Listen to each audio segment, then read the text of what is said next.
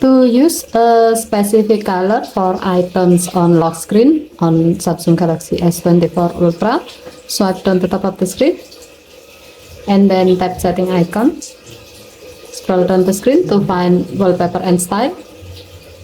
Tap wallpaper and style and then tap the lock screen thumbnail. Tap the clock. At the bottom of the screen, you can see some color choices available.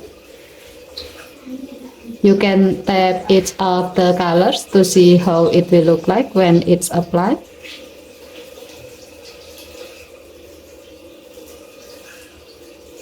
If you are happy with the result, tap done button to save the change. To see the result, go to your lock screen.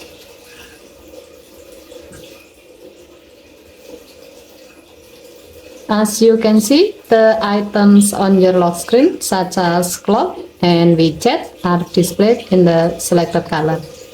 Okay, thank you for watching. Please help to like and subscribe. Have a nice day.